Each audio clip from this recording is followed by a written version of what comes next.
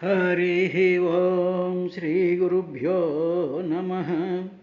निगमार्धप्रतिपादकप्रकटमै निर्वाणसन्धायिगा భగవంతుండు రచింప భాగవతకల్పక్ష్మాజమయీం శాస్త్రరాజిగరిష్టంబగు ఈ పురాణ కథ సంక్షేపంబుగా చెప్పితిన్.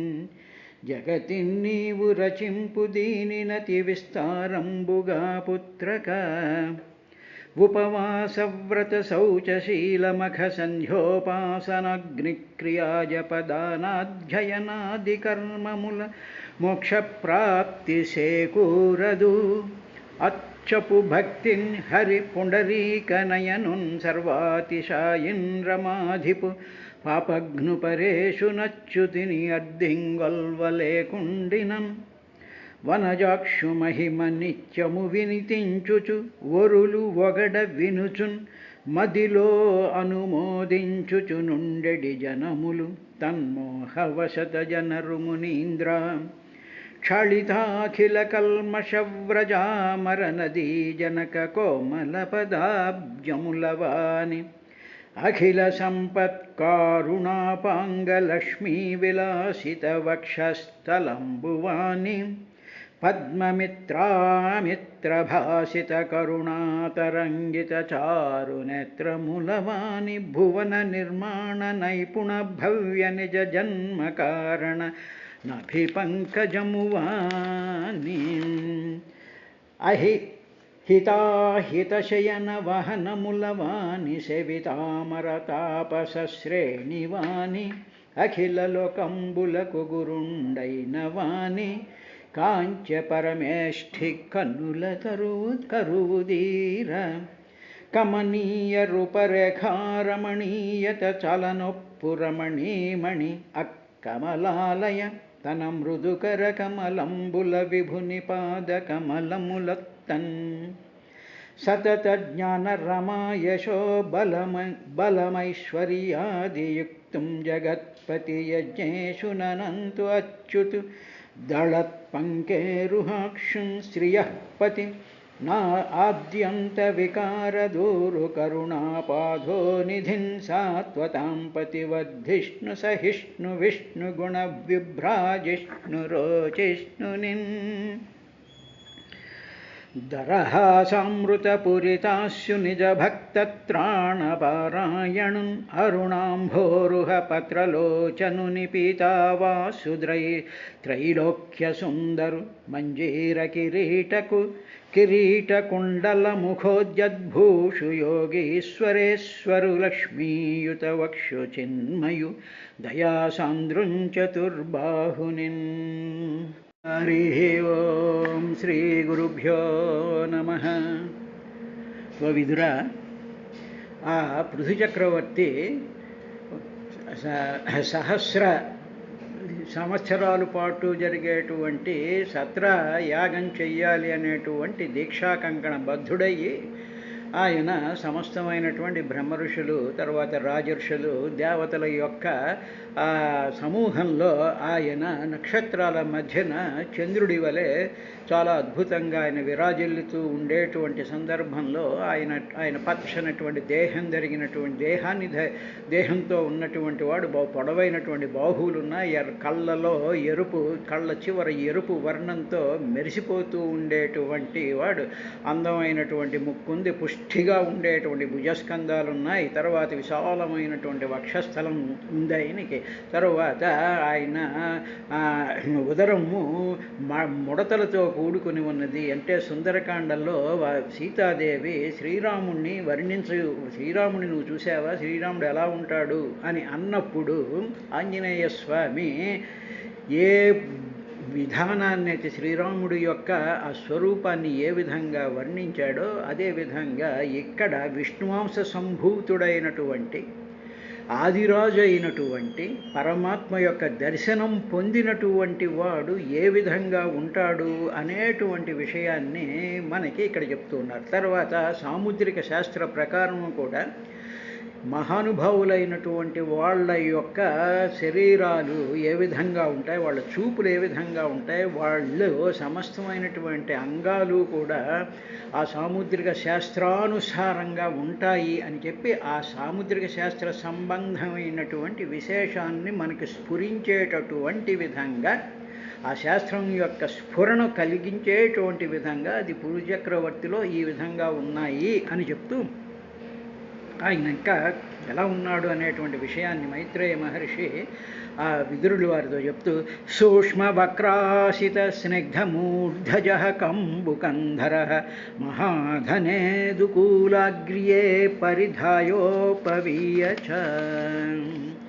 సూక్ష్మ వక్ర అసిత స్నిగ్ధమూర్ధజ, సన్ననైనటువంటి వక్ర వంకర్లు తిరిగినటువంటి అసిత అంటే శితము అంటే తెలుపు, అసిత అంటే నల్లనైనటువంటి మూర్ధజ, స్నిగ్ధ అంటే బాగా నూనె పట్టించిన తర్వాత ఆ జుట్టు చూడండి స్నిగ్ధంగా మెత్తగా ఉండి మిలమిల మెరుస్తూ ఒక మృదువుగా ఉండేటువంటి ఆ లక్షణాన్ని స్నిగ్ధ అంటారు.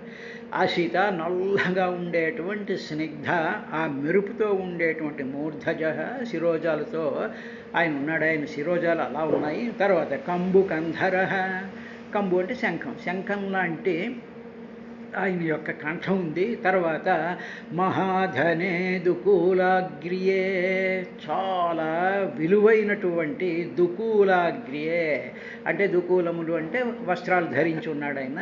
పరిధాయ ధరించి, ఉపవీయచ, దుకూలం అంటే రెండు, ఒకటి పంచి రెండోటేమో కండువ, మామూలుగా వేసుకుంటూ ఉంటాం కదా, ఆ విధంగా దుకూల అగ్రియే, అగ్రియ అంటే పైనేమో కండువా వేసుకుని ఆయన ఉత్తరీయం కూడా వేసుకుని చాలా అందంగా మెలమెల మెరిసిపోతూ చూపర్లందరికీ కూడా ఒక మహోన్నతమైనటువంటి సౌందర్యమే ఈ విధంగా ఉందా, ఒక పురుష రూపంలో ఉందా అనేటువంటి విధంగా ఉన్నాడయ్యా అన్న తరువాత ఆయన దీక్ష వహించాడు కదా. దీక్ష వహించిన తర్వాత ఇంకా కార్యక్రమం మొదలుపెట్టే ముందు ఏ విధంగా ఉంటాడు అనేటువంటి విషయాన్ని చెప్తూ, వ్యంజితాశేషగాత్ర శ్రీ నియమే న్యస్తభూషణ కృష్ణాజినధర శ్రీమాన్ కుశపాణి కృతోచిత. కుశపాణి అంటే చేతిలో దర్భలు ధరించున్నాడు. తరువాత నియమే అంటే యజ్ఞంలో ఉండేటువంటి సత్రయాగం కదా ఆయన చేస్తున్నాడు. ఆ యజ్ఞంలో ఉండేటువంటి వాళ్ళు ఏ ఏ నియమాలు పాటించాలి అనేటువంటి ఆ నియమాలని మనసులో పెట్టుకుని న్యస్తభూషణ, ఆ మొత్తం తనకు ఉండేటువంటి ఆభరణ, రాజుగా ఉన్నాడు కదా, ఆ రాజుగా ఉండేటువంటి ఆభరణాలన్నీ కూడా మొత్తం తీసేసి పక్కన పెట్టేశాడు. వ్యంజిత అశేష గాత్రశ్రీ, ఎప్పుడైతే ఆభరణాలు తీసేశాడో అప్పుడు ఆయన వక్షస్థలం కానీ, ఆయన యొక్క కుండలాలు కానీ, ముక్కుకు ఉండేటువంటివి కానీ, భుజాలకు ఉండేటువంటివి, చేతులకు ఉండేటువంటివి ఆభరణాలు ఉంటాయిగా, ఇవన్నీ కూడా తీసేసేటప్పటికీ వ్యంజిత అశేషగాత్ర, వెంటనే ఆయన యొక్క శరీరం అంతా కూడా ఈ ఆభరణాల చేత అంతకు ముందు కప్పబడినటువంటి శరీరం ఆభరణ రహితంగా ఆయన కనిపించేటప్పటికీ అవయవాల శోభ బ్రహ్మాండంగా వెలుగుతూ ఉందయ్యా. ఇప్పుడు ఇందాక చెప్పాంగా, పంచి కట్టుకున్నాడు, దుకూలాలు వేసుకున్నాడు, అవి కూడా తీసేసిన తర్వాత కృష్ణ అజినధర, కృష్ణమృగ చర్మాన్ని ధరించాడు. ఇది యజ్ఞంలో పాటించవలసినటువంటి నియమం కాబట్టి ఆ నియమం ప్రకారం కృష్ణ అజినధర, ఆ కృష్ణ నల్లనైనటువంటి కృష్ణ మృగం అంటే లేడు, ఆ దానికి సంబంధించి జంక చర్మాన్ని ధరించున్నాడు ఆయన. శ్రీమంతుడు అంటే శోభాయమానంగా వెలిగిపోతూ ఉన్నాడు. ఈ కుశల చేతిలో కుశపాణి కృత ఉచిత, ఎప్పుడైతే ఆ ధర్మలు ధరించాడో, ఎప్పుడైతే కృష్ణాజినం ధరించాడో, ఒంటి మీద రాజలాంఛనాలతోనూ ఉండేటువంటి ఆభరణాలన్నీ తీసేసేసి ఆయన ఉండేటప్పటికి కృత ఉచిత, అప్పుడు ఆయనకి ఆ డ్రెస్తో, ఆ విధమైనటువంటి ఆ అలంకరణతో, అంటే కృష్ణాజినం, చేతిలో దర్భలు, ఇటువంటి ఆ సిస్టంకి సంబంధించినటువంటి వస్త్రాల చేత అప్పుడు చేయవలసినటువంటి కర్మలకు ఆయనకి అర్హత వస్తుందయ్యా అని చెప్పిన తరువాత ఇంకా ఏమున్నాయి అంటే ఆయన ఏం చేస్తున్నాడంటే, శిశిర స్నిగ్ధ తారాక్ష సమైక్షత సమంతత ఊచివానిదముర్వీశ సదస్సంహర్షయన్నివ. ఇప్పుడు ఏమిటి, ఇంకా యజ్ఞం మొదలవలేదు. యజ్ఞం కావలసినటువంటి డ్రెస్సులో ఆయన తయారై ఉన్నాడు అక్కడ ఉండేటప్పటికీ. అప్పుడు ఆయన శిశిర స్నిగ్ధ తార అక్ష అంటే కళ్ళు, తాపాన్ని పోగొట్టేటువంటి శిశిర స్నిగ్ధతార అక్ష, తాపాన్ని పోగొట్టేటువంటి, అంటే ఆయన ఆ డ్రెస్సులో ఆ విధంగా చూసేటప్పటికి ఏమాత్రం చింతలు కానీ, దుఃఖాలు కానీ, భావాలు కానీ, కంగారు కానీ, లేకపోతే ఏదైనా అభిప్రాయాలతో వచ్చి కూర్చున్నటువంటి ఆ జనాలు అందరూ కూడా ఆయన్ని చూసిన వెంటనే తాపం పోగొట్టేటువంటి నునుపైనటువంటి, స్నిగ్ధ అంటే చాలా నున్నగా ఉండేటువంటివి, అంటే ఆర్ద్రతతో కూడుకొని ప్రసన్నంగా ఉండి మెత్తగా ఉండేటువంటి లక్షణాన్ని స్నిగ్ధత అనుకున్నాగా, అటువంటి ఆ కన్నులతో ఆయన ఉర్వీ ఈశ, ఆ భూపతి, ఉర్వి అంటే భూమి, దానికి ఈశ అంటే రాజు, ఆ రాజు అయినటువంటి పృథు చక్రవర్తి సమంతత చేతిలో దర్భలు పట్టుకున్నాడు, కృష్ణాజినం ధరించాడు, మంచి స్నిగ్ధమైనటువంటి ప్రేమపూర్వకమైనటువంటి ఎంతో ఆదరణతో కూడుకున్నటువంటి చూపులతో సమంతత మొత్తం వచ్చినటువంటి ఆ జనాల మధ్యలో నిలబడి అందరినీ సమంతత అంటే మొత్తం అన్ని వైపులకి అన్ని మూలలకి కూడా సమీక్షత అంటే ఏమిటి, సమానంగా అందరి వైపు కూడా సావధానంగా నెమ్మదిగా అందరినీ చూస్తూ సదహ, ఆ సభని, సదస్సు ఉంటాంగా, సదహ అంటే ఆ సభని సంహర్షయన్నివ, వాళ్ళందరినీ కూడా సంతోషపరుస్తూ ఉండేటువంటి విధంగా ఏదం ఊచివాన్, ఈ విధంగా ఆయన పలకడం ప్రారంభించాడయ్యా విదురా అని చెప్పిన తరువాత ఆయన పలుకులు ఎలా ఉన్నాయి, అటువంటి వాళ్ళు ఏ విధంగా మాట్లాడాలి, కంగారుగా నోటికొచ్చినట్లు మాట్లాడుతూ ఒకటి చెప్పకపోయి మరొకటి చెప్పేస్తూ గట్టిగా అరుస్తూ ఏ విధమైనటువంటి ఆ మధురత్వం కంఠంలో లేకుండా మనం సభల్లో చూస్తూ ఉంటాం కదా, ఏదో ఎక్సైట్ అయిపోయి ఏదేదో మాట్లాడేస్తూ ఉండేటువంటి మనం చూస్తూ ఉంటాం. అలా కాకుండా ఆయన ఏ విధంగా మాట ఏ విధంగా మాట్లాడాలి, డ్రెస్సు ఏ విధంగా ఉండాలి, కళ్ళు ఏ విధంగా ఉండాలి, మనం మాట్లాడేటువంటి మాటలో ఉండేటువంటి సౌమ్యత కానీ, ఆహ్లాదం కానీ, మరొకటి కానీ ఎలా ఉండాలి అనేటువంటి ఒక స్పీకర్ యొక్క లక్షణాలని కూడా భాగవతం మనకి చెప్తూ ఉంది. ఇది కథని అడ్డం పెట్టుకుని ఏ విధంగా సభలలో ప్రవర్తించాలి, గట్టిగా అరుస్తూ జోకులేస్తూ పనికిరాని మాటలు మాట్లాడుతూ ఒకళ్ళు మాట్లాడుతుంటే మళ్ళీ అడ్డం పడిపోతూ ఉండే ఈ విధమైనటువంటి దానిని సభ అనరు, అదేదో ప్లాట్ఫామ్ అంటారు. సరే, అది పక్కనట్టండి. చారు చిత్రపదం శ్లక్ష్ణం మృష్టం గూఢమవిక్షవం సర్వేషాం ఉపకారార్థం తదా అనువదన్నివ. తదా అప్పుడు ఆయన నుంచుని దర్భల చేతిలో పట్టుకుని నుంచుని చారు చిత్రపదం, చారు అంటే చాలా మధురమైనటువంటి, చిత్రమైనటువంటి అంటే చిత్రం అంటే వివిధమైనటువంటి పదం మాటలతో ఆయన ఆ మాటల్లో ఎలా ఉన్నాయంటే చిత్రంగా ఉన్నాయి ఆ మాటలు. తరువాత మధురమైనటువంటి వైవిధ్యం కూడా ఉంది. అంటే ఏమిటి, మాటలు మాట్లాడుతూ ఉన్నప్పుడు ఆ మాటల్లో ఒక విధమైనటువంటి వైవిధ్యం ఉంటుంది. అంటే చెప్పదలిసినటువంటి విషయంలో కొత్తగా అనిపిస్తూ మనసుని ఆకర్షించేటువంటి విధంగా అది కూడా చాలా మధురంగా చారు చిత్రపదంతో శ్లక్ష్ణం అంటే చాలా ప్రశస్తమైనటువంటివి, అంటే చాలా మంచివైనటువంటి, తర్వాత మృష్టం చాలా శుద్ధమైనటువంటి, గూఢం గంభీరమైనటువంటి, అవిక్లవం తొందరపాటు లేకుండా ఉండేటువంటి మాటలను సర్వేషాం ఉపకారార్థం అందరికీ కూడా ఉపకారం ప్రయోజనం కలిగించేటువంటి విధంగా ఆయన చారు చిత్రపదం శ్లక్ష్ణం మృష్టం గూఢం అవిక్లమం అని 5 లక్షణాలు చెప్పారు. సభలో మాట్లాడేటువంటి వాడు మాటలు ఏ విధంగా ఉండాలి అంటే ప్రతి మాట కూడా అందులో సస్పెన్స్ ఉంటూ చాలా చిత్రంగా ఉంటూ ఆలోచనని రేకెత్తించేటువంటి విధంగా ఉండాలి.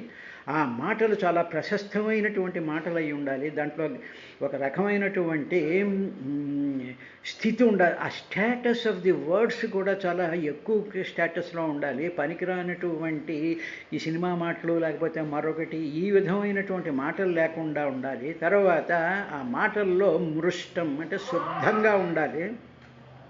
తర్వాత గూఢం గంభీరంగా ఉండాలి ఆ మాట.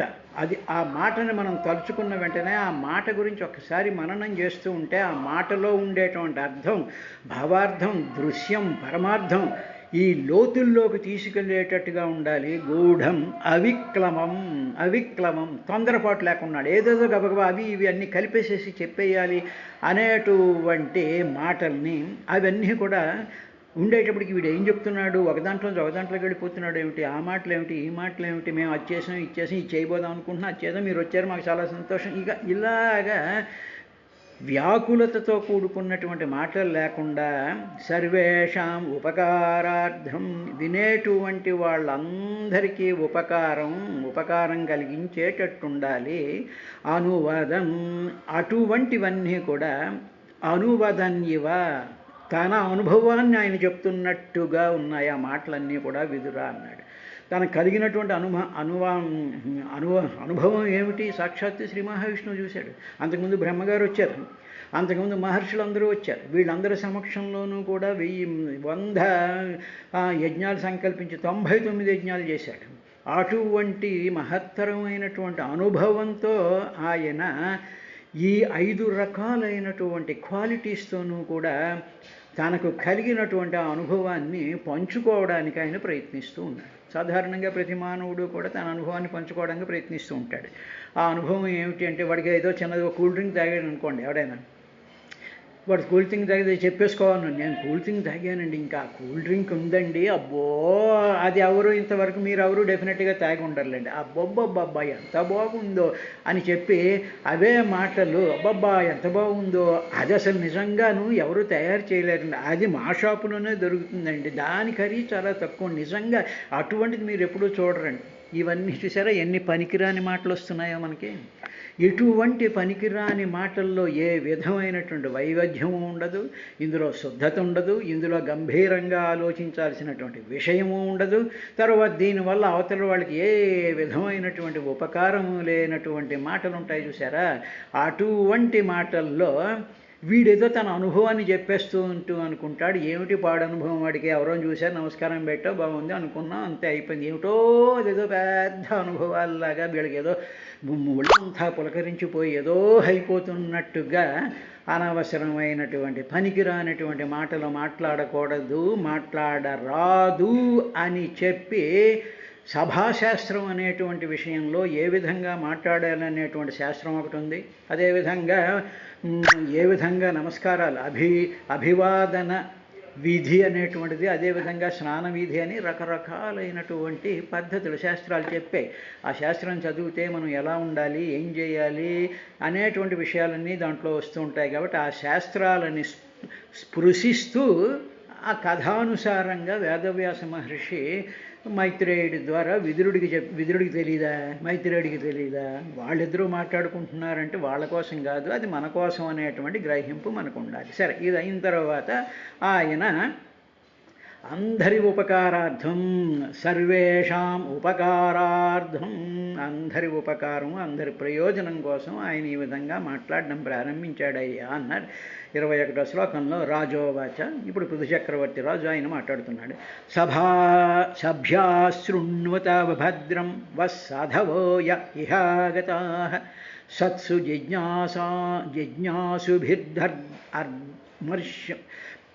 జిజ్ఞాసుభిర్ధర్మమావేద్యం స్వమనీషితం.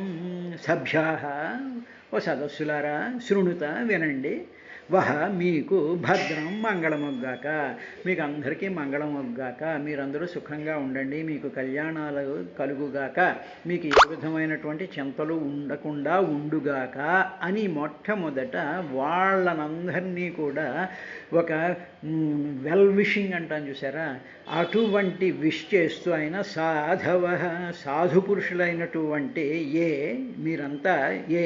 మీరు ఇహ ఆగతాహ, ఇక్కడికి వచ్చారు, మీరందరూ కూడా మహానుభావులు, సాధు పురుషులు, పుణ్యాత్ములు, సాధకులు, భక్తులు, బ్రహ్మర్షులు, రాజర్షులు, దేవతలు, సాధారణమైనటువంటి మంచి మనసు కలిగినటువంటి ప్రజానీకం మీరందరూ వచ్చారు కాబట్టి మీకు భద్రం మంగళం అవ్వుగాక.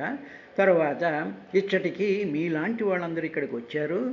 వచ్చి ఆగతాః వచ్చారో ధర్మం జిజ్ఞాసుభిః, ధర్మమును జిజ్ఞాసుభి తెలియగోరువార్చే స్వమనీషితం, తన చేత ఆలోచించినటువంటి సత్పురుషుల యందు ఆవేద్యం విన్నవించదగినది నేను చెప్పదలుచుకున్నాను. మీరందరూ సత్పురుషులు స్వామి, మీ అందరికీ మంగళం వగ్గాక. నా మాటను వినండి. మీరు ధర్మాన్ని తెలియగోరు జనులు, ఇప్పుడు మీరు మహానుభావులు, మీరంతా సాధు పురుషులు, ఇటువంటి సాధు పురుషులు మీరందరూ వచ్చినప్పుడు ధర్మాన్ని మాకు ధర్మం ఏమిటో అని తెలుసుకోవాలనేటువంటి జనులు తమ అభిప్రాయాల్ని సత్పురుషుల ఎదుట విన్నవించవలను. సత్పురుషులు, మీరందరూ సత్పురుషులు వచ్చారు, నేనేమో ధర్మం గురించి తెలుసుకోవాలని అనుకుంటున్నాను. ధర్మం గురించి తెలుసుకోవాలి అనుకునేటువంటి సత్పురుషులందరూ కూడా వాళ్లకు ఉండేటువంటి అభిప్రాయాలని సత్పురుషుల ఎదుట విన్నవించుకోవాలి. అంటే నేను నా అనుభవం చెప్తాను. నాకుండేటువంటి అభిప్రాయాలన్నీ కూడా మీలాంటి సాధు సద్గుణుల యొక్క సమావేశంలో నేను విన్నవించుకోదలుచుకున్నాను అని చెప్తూ మనకేం చెప్పారు అంటే, జనులు తమ అభిప్రాయాలని సత్పురుషుల దగ్గర ఆవేద్యం అంటే విన్నవించుకోవడం అనమాట. నైవేద్యం అంటాం అంటే భగవంతుడికి సమర్పించాడు. ఆవేద్యం అంటే తెలుసుకోవడం, విన్నవించడం అనమాట. ఎవరి దగ్గర? సత్పురుషుల దగ్గర. సత్పురుషావేద్యం, సత్పురుషుల దగ్గర విన్నవించుకోవాలి. అంతేగాని మనకి తెలియనటువంటి వాళ్ళ దగ్గరికి వెళ్ళి మన అభిప్రాయాలు చెప్తే వాళ్ళేదో చెప్తుంటారు, వీళ్ళేదో మాట్లాడుతూ ఉంటారు. ఇలా కాదు, మనం తెలుసుకోవాలి. జిజ్ఞాస అన్నారు. జిజ్ఞాసుభిః, నిజంగా తెలుసుకోవాలి అనేటువంటి భావం కలిగినటువంటి వాళ్ళు సత్పురుషుల దగ్గర తమ అభిప్రాయాలు తెలుసుకోవాలి అని నేను తెలుసుకోవాలి అనుకుంటున్నాను. నా యొక్క అభిప్రాయాలను కూడా మీ ముందు చెప్పదలుచుకున్నాను, మీకు విన్నవించుకోదలుచుకున్నాను అంటూ ఆయన అంత మర్యాదగా, అంత ఇదిగా రాజ్యాన్ని పరిపాలించేటువంటి అధికార విధంగా మాట్లాడతాం. మా ఇష్టం వచ్చినట్టు చేస్తాం, మేము చెప్పిందే అందరూ విని తీరాలి, మేము ఎవరి మాట వినం అనేటువంటి అధికార గణాలు కానీ పాలకులు కానీ ఉన్నప్పుడు they do not deserve to be rulers.